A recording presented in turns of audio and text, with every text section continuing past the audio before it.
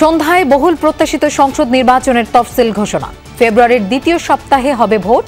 সব চ্যালেঞ্জ উতরে গণতান্ত্রিক ধারায় উত্তরণের তাগিদ। গণভোটের বিষয়টা একটু পলিটিক্যাল পার্টির তরফ থেকে নেগলেক্টেড হয়ে যেতে পারে। 10 কোটি ভোটারের কিন্তু ব্যালট সংখ্যা হবে 20 কোটি এবং এটা কাউন্ট করতে প্রচুর সময় লাগবে। নির্বাচনে জয়ী হতে চাইলে জনগণের ভালোবাসা অর্জন করতে হবে বললেন মির্জা ফখরুল। আওয়ামী লীগ আমলের মতো হবে না এবারের ভোট। সেই আওয়ামী আমলের নির্বাচন নয়, এই নির্বাচন কিন্তু হবে একেবারেই পুরোপুরিভাবে সত্যিকার অর্থে একটা নিরপেক্ষ নির্বাচন। পঞ্চদশ সংশোধনী বাতিলে হাইকোর্টের রায়ের বিরুদ্ধে আপিলের চূড়ান্ত শুনানি নির্বাচনের পর।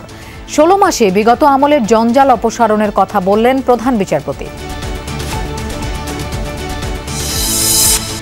2000 টাকা চুরি দেখে ফেলায় মোহাম্মদপুরে মা মেয়েকে হত্যা করে গৃহকর্মী আয়েশা। পরিকল্পিত কিনা খতিয়ে দেখছে পুলিশ। আয়েশা গৃহকর্ত্রী লাইলা আফরোজকে সুইচ গিয়ার দিয়ে এলোপাতাড়ি ছুরিকাঘাত করে। এ সময় তাদের মেয়ে নাফিসা তার মাকে বাঁচাতে এগিয়ে এলে তাকেও ছুরিকাঘাত করা হয়। 24 ঘন্টা হয়ে এলেও হদিস মেলেনি রাজশাহীর তানুরে গর্তে পড়ে যাওয়া শিশু সাজিদের। জীবিত উদ্ধারের আশা ছাড়ছে না ফায়ার ফাইটাররা। 35 ফিট তারা খনন করেছে। 35 ফিটের মধ্যে আমরা যদি ভিকটিম পাই তাহলে তো ইনশাল্লাহ ভালো, আর যদি না পাই তাহলে আন্ডারগ্রাউন্ডের জন্য আমরা আবার অন্য চেষ্টা করতে হবে।